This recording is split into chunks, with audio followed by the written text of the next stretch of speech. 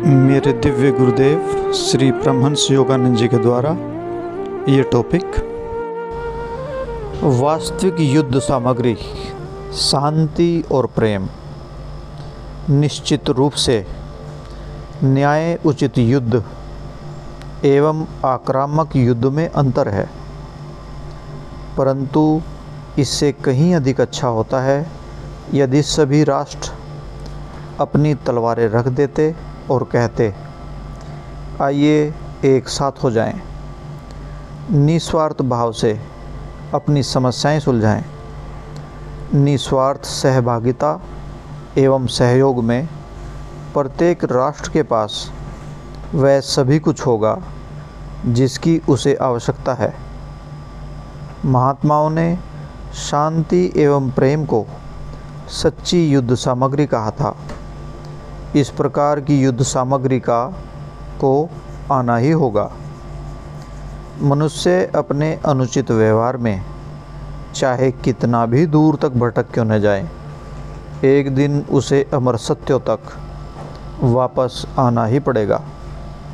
दुख की बात है कि विश्व अपनी शाश्वत सच्चाइयों और जीवन में उनकी नितांत आवश्यकता में शिक्षित नहीं है। पतंजलि के सूत्र यह दर्शाते हैं कि ये नैतिक नियम मात्र धर्मस्थलों के लिए नहीं हैं।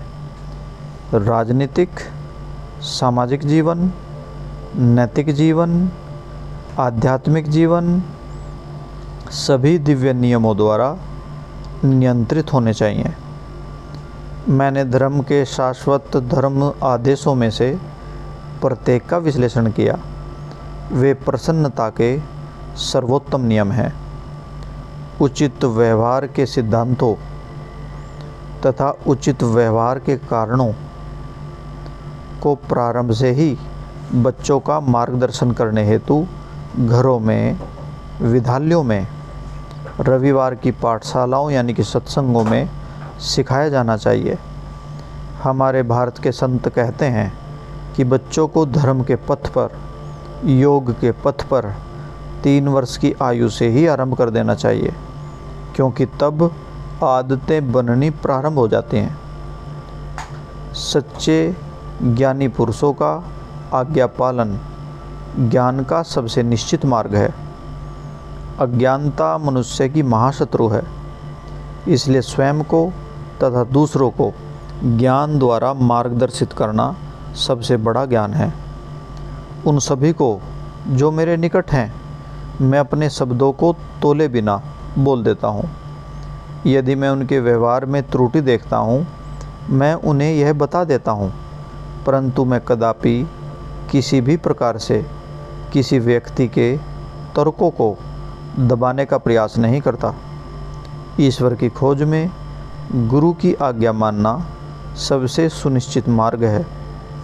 गुरुदेव स्वामी श्री युक्तेश्वर गिरि जी पहले मुझे बताते थे कि क्या करना है तथा उसके पश्चात उसके कारण बताते थे।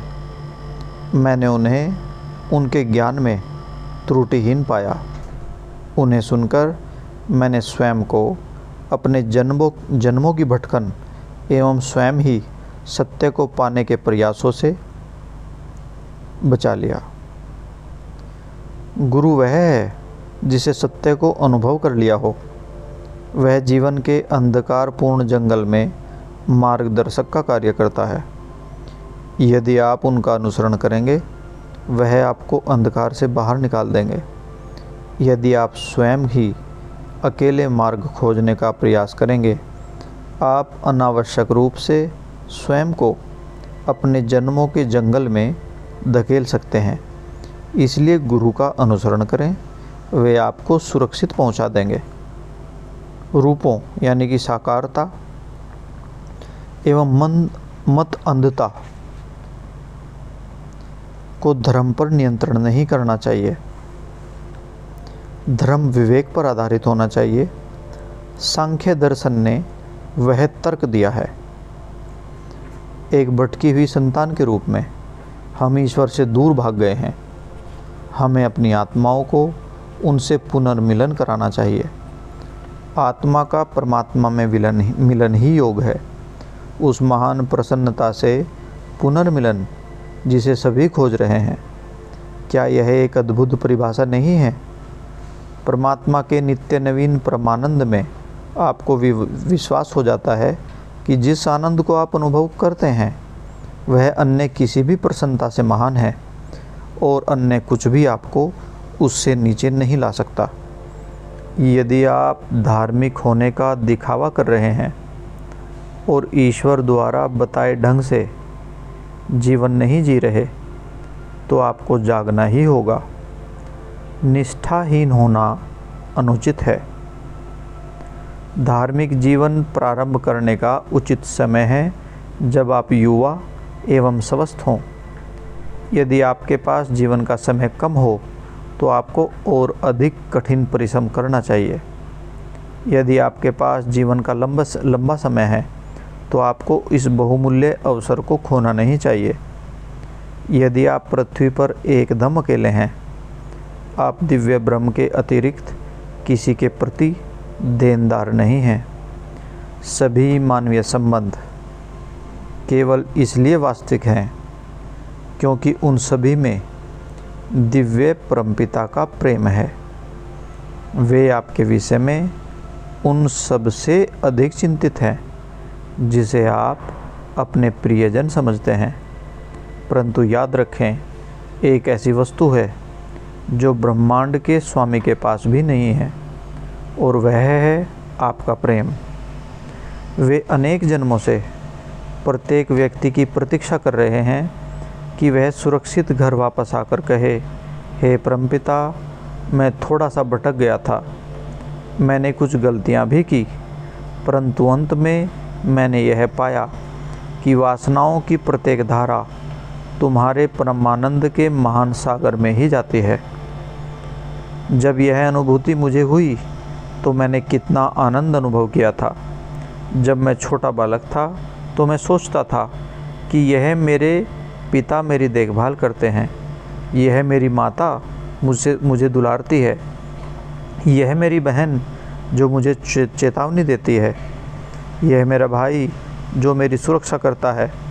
परंतु मैं अपने सपन में से ये मधुरतापूर्वक स्वर सुनने पर जाग गया, ये आप ही हैं जिन्होंने मुझे यहाँ भेजा है। ये आप हैं, हे परमेश्वर, जिसे मैं खोज रहा हूँ। प्रियजनों, यह भ्रम न रखें कि आपका स्वप्न, आपका लक्ष्य, आपका उद्देश्य मुझसे कोई भिन्न है। हम सभी उसी शाश्वत दिव्य प्रसन्नता को खोज रहे हैं जो कि ईश्वर है। जय गुरु जी।